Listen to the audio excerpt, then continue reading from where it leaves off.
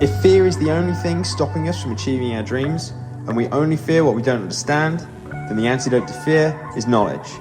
All we have to do is find out who has the knowledge that we need to conquer our fears and achieve our entrepreneurial dreams.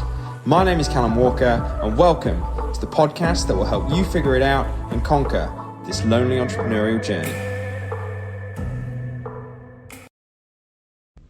Hello everyone, and welcome to the podcast. Today, it's been a bit of a whirlwind 3 weeks actually. A lot has changed in my life. I have moved house. I spoke at ECA Summit in Belfast, and off the back of that have an amazing business opportunity opening up a franchise for ECA. ECA Birmingham is going to be happening, where we're going to be showing people how to become a personal trainer. So if you are listening to this and you have ever considered a potential career in the fitness industry, hit us up, ECA Birmingham, on Instagram. I've moved house. I've got a new car. Yeah, got a new car. Moved to a completely different location as well. So I'm not in Birmingham anymore. We're down near London in a beautiful place called Amersham. And my mum and dad have moved house. My brother has moved house. And check this out as well. We've got a next level coach course starting right now as well. So we've got some fabulous new faces in the community, which has been super exciting. And it's amazing when fresh blood comes in. Just adds an additional sort of like invigoration to your community. So yeah, it's been a whirlwind few weeks. So what am I going to talk to you about today? It's really important. I spoke about this in a couple of episodes ago around a lesson that I got from Alice in Wonderland, where Alice was walking around and she comes across the Cheshire Cat. So she's really lost. She doesn't know where she is. She doesn't know where she's going, and she doesn't know what her next move should be. And she comes across the Cheshire Cat, and she goes to the cat. She goes, Mr. Cat, which way do I go? And the cat responds to, well, where are you looking to get to? And she goes, oh, I don't really care. And the cat goes, well, it doesn't matter which way you go. So the episode that I spoke about, I think it's about 5 or 6 episodes ago, I really kind of spoke about the importance of knowing exactly where you are going, have a very, very clear, defined goal, journey, and destination that you are heading to. But the problem is, I find that when people say you need to set a goal, I find it's really not helpful, because people don't really kind of like, you know, it's not helpful advice, because for some reason I can have a goal, but I find myself almost like pursuing that goal for maybe 4 or 5 hours, and then I forget about the goal completely, mainly because it's almost like it just feels so far away. And that's been a huge lesson that I've learned for myself, especially over the last kind of 2 years. And yeah, absolutely have an incredibly high goal, but I think there's kind of a mismatch between this. You need to set a big goal for yourself, and also don't set small goals for yourself. Because if you set small goals, then you're just being unambitious. So why am I kind of bringing this up, and how is this going to help you today? Well, I think that if you've almost kind of found yourself maybe in the same position that you've been in for maybe a couple of years, it could be a few months or whatever, but for a prolonged period of time you found yourself in the same spot. You felt like you haven't quite been making progress, and you're not almost like having success. This will really, really help you, especially if you have potentially failed at hitting goals beforehand. I'm going to do a little bit of a flip here and say that I don't actually believe it's your fault. It's not a case of you're not good enough to achieve those goals. I think it's actually the process by which the goals have been set that haven't helped. So what am I really kind of looking at sharing with you here? Well, I'm a huge cricket fan. You know, I was a nutritionist for 2 elite cricket clubs. I've worked with some of the world's best cricketers, and I find cricket to be such a fantastic game, especially when it comes to setting goals. Now, you might not have a clue about cricket, you might be a fan of cricket, but if we kind of look at it that, like, let's say that you're a batsman. your goal really is to score 100 runs. So I want to score 100 runs.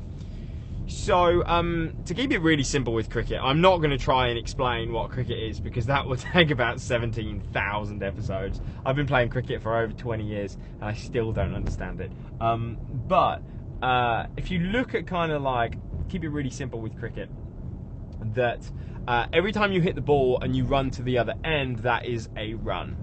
And your goal really as a batter is to get to 100 runs. If you get to 100 runs, you've basically you've had a stellar performance. Now, one thing that I learned from one of the world's best batsmen at the time, his name was Jonathan Trott. He said that whenever he went out to just score 100 and focused on, I'm going to get 100, he always failed. Always failed. He'd find himself getting to 15 or 20 and then he'd get out. And he then went through a period where he was voted the World Cricketer of the Year. Now, what changed for him? He said that instead of trying to get to 100, I just tried to get to 5. Then when I was at 5, I got to 10. Then when I got to 10, I got to 15. Then when I got to 15, I got to 20.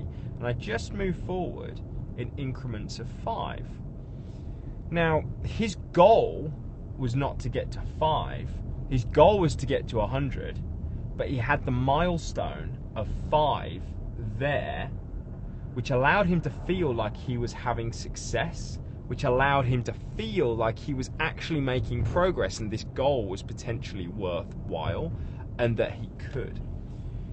So I think for me, the thing that I have failed at previously when setting a clear goal and sticking to that goal and sticking it for a long enough period of time to be able to actually ensure that it is then realized, has been I've set a goal, but I haven't set milestones.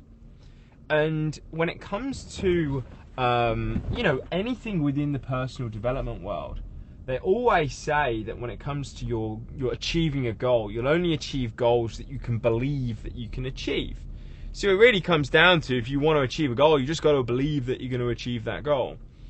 But I think the real secret is that you have to have goals that you believe you can achieve. Now, for example, let's say that I wanted to make £1 million. That's one big goal that I have. Do I currently believe that I can make £1 million right now? No. But do I believe that I can take my business to £250,000 in the next 12 months? Absolutely, yes I can.